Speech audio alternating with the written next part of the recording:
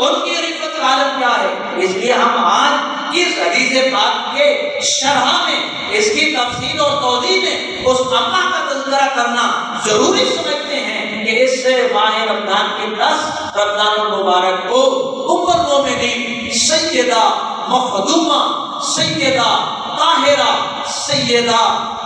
عابدہ، راکعہ، ساجدہ، محسنہ اسلام حسنین کریمین کی نام جان سیدہ فاطمہ الزہرا اور سیدہ زینب، سیدہ ام کلثوم، سیدہ رقیہ کی اماں جان حضرت جناب سیدہ خدیجہ الکبریٰ، ان کا یوم وصال ہے۔ اور جناب سیدہ خدیجہ الکبریٰ کی ذات کا عالم کیا ہے، مقام و مرتبہ کیا ہے، رفت کیا ہے، کہ ان کی عظمت کا عالم یہ ہے۔ صحیح سیاستہ حدیث پاک ہیں اور امام مسلم نے اس کو نقل کیا، میرے آقا علیہ الصلوۃ والسلام کی بارگاہ میں جبریل امین آتے ہیں اور جناب سیدہ خدیجہ الکبریٰ، آپ میرے حضور کے لیے کچھ کھانا بنایا، تو برتن میں کھانا ڈال کر نہ لا رہی تھی، ابھی آئی نہیں ہے، جبریل آ گئے۔ جبریل آ کر کہنے لگے یا رسول اللہ صلی اللہ علیہ وسلم، ابھی آپ کے پاس آپ کی رفیقہ حیات،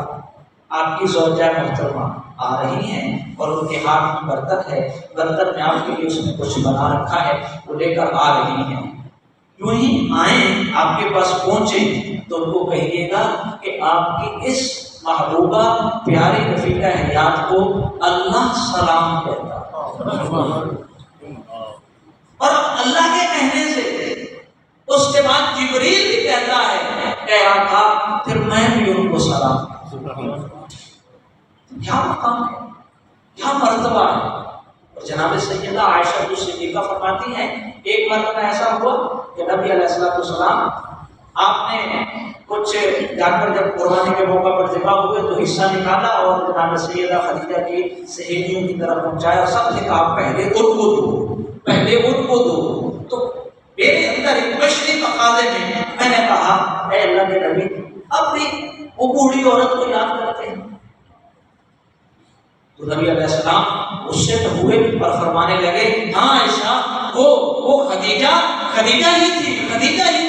اس سے بڑھ کر کوئی بھی افضل اور اعلیٰ نہیں ہے۔ اللہ نے ازواج میں سے سب سے بلند مقام مرتبہ جسے بخشا ہے وہ میری خدیجہ کو ہی بخشا۔ وہ اس لیے بخشا کہ فرمایا کہ جب میں نے دعوت اسلام پیش کی، لوگوں نے میرا انکار کیا،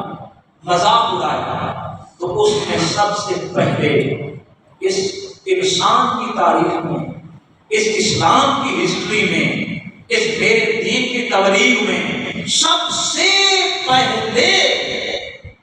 سارے انسانوں میں سے، بندوں میں سے، بچوں میں سے، عورتوں میں سے، بوڑھوں میں سے سب سے پہلے کس نے کہا اے محمد کریم آپ مجھے اپنا کلمہ پڑھائیے، اس بات سے پریشان نہ ہو، اللہ نے آپ کو آخری نبی بنا کر بھیجا ہے، آپ کا اور کوئی کلمہ کبھی پڑھے نہ پڑھے، آپ کی خدیجہ تو آپ کا کلمہ پڑھے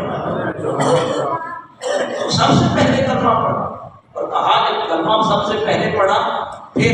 مجھے سب سے پہلے تسلی دینے والی، جب مجھ پر وحی نازل ہوئی تو مجھ پر آثار کپکپی تھے،